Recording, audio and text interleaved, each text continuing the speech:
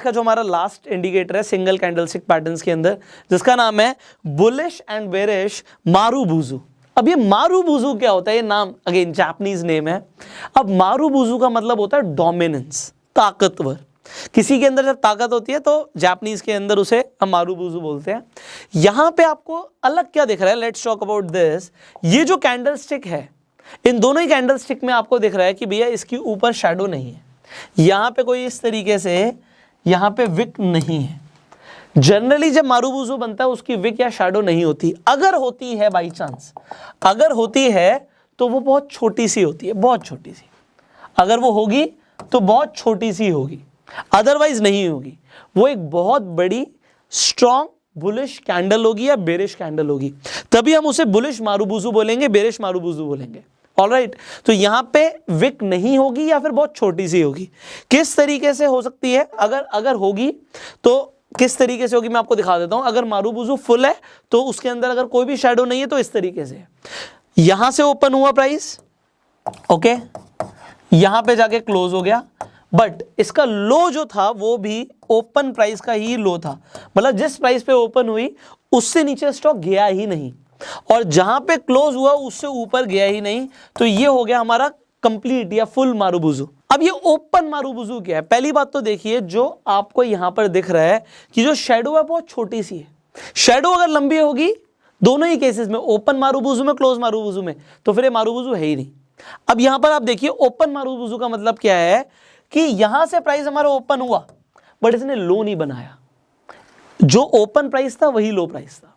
उसके बाद हाई तो गया, बायर्स ने पूरी कोशिश करी, सेलर्स ने भी थोड़ा सा जोर लगाया, थोड़ा सा नीचे ले आया प्राइस को, तो इसे हम ओपन मारुबुजु बोलेंगे। अगर ये बुलिश है तो बेरिश में क्या होगा कि इसने हाई नहीं बनाया, जो इसका ओपन प्राइस था, ओपन ऊपर होता है रेड कैंडल में, अगर जब ये क्लोज हुआ तो लो तो बनाया इसने, बट लो के पास ही जाके क्लोज हो गया, इसने हाई नहीं बनाया। अगर हाई बना देगा तो फिर वो मारुबुजु ओपन कैंडल नहीं कहलाएगा, वो क्या कहलाएगा? मारुबुजु क्लोज कहलाएगा। इसका मतलब क्या है कि यहां पे अगर आप देखें बुलिश मारुबुजु क्या कह रहा है कि ओपन तो यहां पे हुआ, इसने एक लो बनाया, सेलर्स ने हिम्मत करी, थोड़ा सा लो लेकर आए प्राइस को, बट उसके बाद बायर्स बहुत स्ट्रांग थे, डोमिनेंस। मारुबुजु का मतलब क्या है? ताकत। उसने ताकत दिखाई और यहां पे आके क्लोज कर दिया प्राइस को। सो यहां पे क्या हुआ कि आपको एक स्ट्रॉन्ग अपवर्ड मूवमेंट दिखा। सिमिलरली अगर हम बेरिश मारुबुजु क्लोज की बात कर रहे हैं तो प्राइस यहां पर ओपन हुआ, थोड़ा सा बायर्स ने ताकत दिखाई, ऊपर लेकर गए प्राइस को, बट उसके बाद सेलर्स इतने हावी हो गए कि उन्होंने यहां पे क्लोज कर दिया, ये लो बनाया। अगेन तीनों ही सर्कमस्टांसेस में आपको एक चीज समझ आ रही है, मारुबुजु का मतलब है स्ट्रॉन्ग कैंडल। अगर वो बुलिश है या बेरिश है वो बड़ी होनी चाहिए। अगर वो छोटी सी बन जाएगी तो फिर उसका कोई सिग्निफिकेंस नहीं है, या फिर वो बड़ी भी बनेगी बट उसके पास अगर शैडो बड़ी आ गई तो फिर वो मारुबुजु नहीं है। मारुबुजु वो तब है जब वो बड़ी बनती है और उसकी जो शैडो है बहुत छोटी सी। I hope you understood. Now let's see कि चार्ट में किस तरीके से दिखती है और काम करती है। सो यहां पर जब आप चार्ट देखते हैं, what do you see? Bullish कहां पे बनेगा? आपको समझ आ चुका है अभी तक कि जो आपका चार्ट है उसके नीचे बनता हुआ आपको दिखेगा, यहां पे जो बॉटम पे बनेगा देन इट इज बुलिश। तो यहां पर आपको एक स्ट्रॉन्ग कैंडल दिख रही है, बहुत छोटी सी आपको उसकी विक दिख रही है।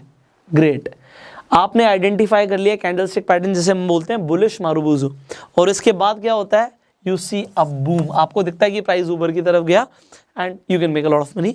एंड देन सिमिलरली अगर हम बात करें, जब आपको एक बेरिश मारुबुजु दिखता है तो वो किस तरीके से दिखता है, इसे भी देख लेते हैं। तो अब बेरिश कहां पर दिखेगा? आपको दिखेगा हमेशा कौन से ट्रेंड में? डाउन ट्रेंड में, अप ट्रेंड में? अप ट्रेंड में। तो ठीक है, यहां से ट्रेंड नीचे की तरफ जा रहा था, ऑलराइट, प्राइस थोड़ा सा ऊपर गया, बट ट्रेंड कंटिन्यू है। ये किसने बताया? यहां से आपको अप ट्रेंड तो देखा, बट वो छोटे से अप ट्रेंड से कोई फर्क नहीं पड़ता, क्योंकि अगर मारुबुजु सामने आ गया तो वो ये बता रहा है कि भैया प्राइस दोबारा से नीचे जाएगा, और कुछ वैसा ही होता है।